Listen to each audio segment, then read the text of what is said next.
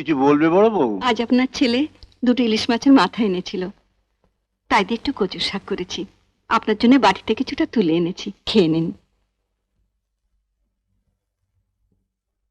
এভাবে আবার আনলে কেন?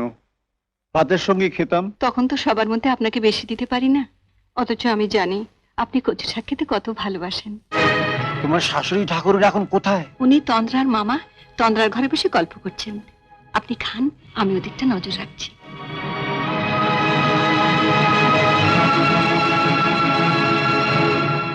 আপনি খান বাবা।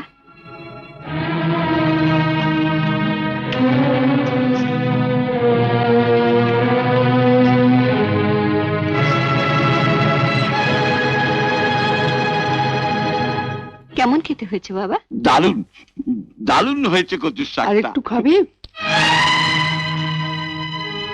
দাও। বুঝেন যাও, আমার আবার দয়া শরীর, কারো মনে দুঃখ দিতে পারি না। বড় বউ এত কষ্ট করে রান্না করেছে, খাবো না বললেও দুঃখ পাবে না।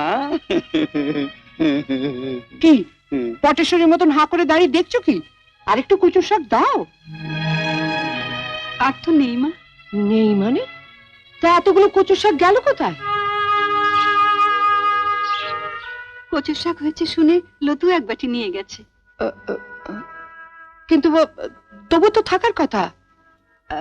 ঠিক আছে, তোমার তো খাওয়া হয়নি, তোমারটাই না হয় একে দিয়ে দাও। আমার ভাই যখন মুখ ফুটে চেয়েছে। আমার জন্য রাখিনি মা, রাখলে বলতে হতো না, দিয়ে দিতাম। ইস, আমি খেয়ে ফেললাম, নইলে তো আমারটাই দিয়ে দিতে পারতাম। ঠিক আছে, তো তোমার কর্তার জন্য তো নিশ্চয়ই তুলে রেখেছো, তো সেটাই না হয় দাও। ওর জন্য রেখেছিলাম, আপনি চাইলেন, দিয়ে দিলাম।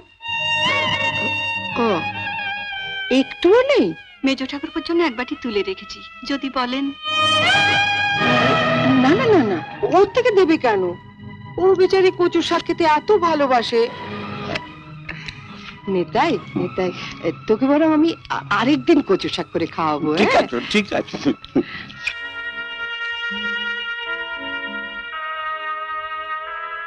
বাবা, আপনি খাচ্ছেন না, চুপচাপ বসে আছেন। না, খাচ্ছি খাচ্ছি। মা, তনু, মা, তনু তুই? তা চিঠিপত্র না দিয়ে মা। তুই যে হঠাৎ? শাক বাজাও, উলু দাও, বড় বৌদি বরণ ডালা সাজাও। বরণডালা? হ্যাঁ, এবার আমি একা আসিনি, সঙ্গে করে বাড়ির ছোট বউকে নিয়ে এসেছি। ছোট বউ?